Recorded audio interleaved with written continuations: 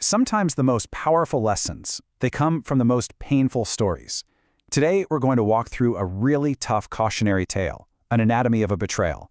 We're going to look at not just what happened, but how it happened, and why a bond that seems totally unbreakable could be shattered by just a series of small, seemingly insignificant choices. And that right there, that's the heart of this whole thing. It's not about just a single mistake, is it? It's about the total annihilation of trust and the absolute destruction of the person who gave you that trust so freely. It's about the long shadow that follows a decision like that. So to really feel the weight of this betrayal, we have to go back to the beginning. We need to understand just how deep this bond really was. This wasn't some whirlwind romance. This was a lifelong connection that felt like it would last forever. The history here is absolutely key. The narrator and her husband Daniel, they didn't just meet and fall in love. They grew up together. Their marriage wasn't like starting a new book. It was more like just turning the page in a story they've been writing since they were kids.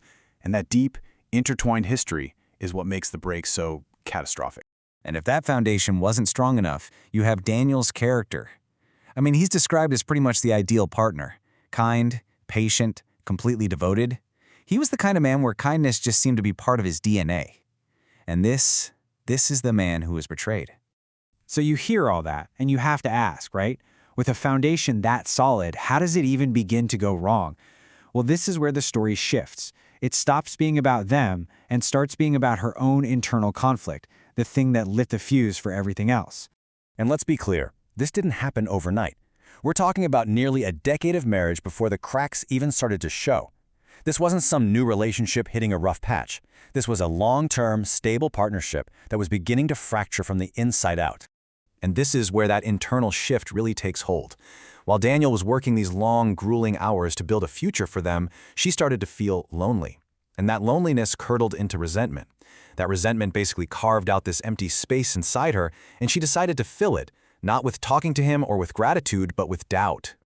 All right, now we get into the play-by-play, the descent itself. This is where we're going to break down how a few small, seemingly innocent choices snowballed into a full-blown, devastating emotional affair.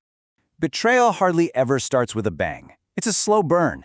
It started with some innocent online conversations, but then those chats turned into late-night secrets.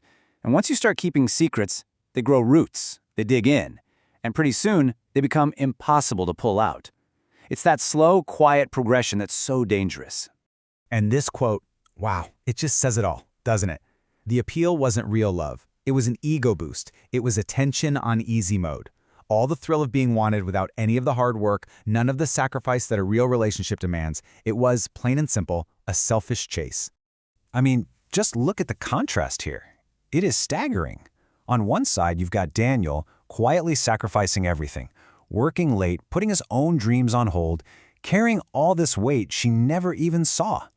And on the other side, she was focused on one thing, getting her ego fed by a stranger. His selflessness was met with her recklessness. And this is the moment it all comes crashing down. The moment that hidden, ugly truth gets dragged out into the light.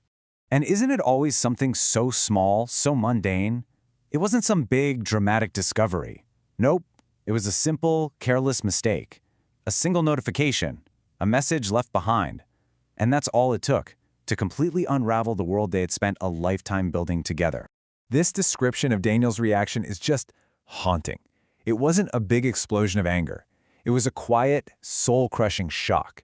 The kind of shock you feel when the person you trust more than anyone on earth suddenly becomes a stranger. That's a hurt that leaves a scar that never, ever fades. The physical details just say everything. His hand shaking, his voice completely broken. It paints a perfect picture of his entire world just collapsing. In a single instant, the woman he had known his whole life was gone, and in her place was someone he didn't recognize at all. So after the shattering, what comes next?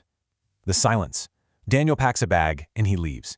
And it's in that deafening quiet that the true cost of it all really begins to sink in. The narrator calls her house a graveyard, and that's exactly what it became. Haunted. Not by actual ghosts, but by the ghosts of what used to be. His laugh in the kitchen, the sound of his footsteps, those aren't happy memories anymore. They're just constant, painful reminders of the life she destroyed. So after we've walked through the story, the mistake, and the fallout, what's left? What's the takeaway? Well, it's not meant to be an excuse, it's meant to be a warning. And this is the ultimate lesson here. What she learned the hard way is that betrayal is a self-inflicted wound. When you break someone else's trust, you're also breaking a fundamental part of yourself. She didn't just lose Daniel, she lost a piece of her own soul. And really, that's what it all boils down to. That fleeting little high you get from a stranger's attention, it is never, ever worth the absolute wasteland of devastation it leaves in its wake. It is a terrible, terrible trade. And so, the story leaves us all with this final question. It forces us to weigh that momentary thrill of temptation against the priceless, irreplaceable value of trust. Because if this story shows us anything, it's that some things, once they're broken, can never truly be put back together again.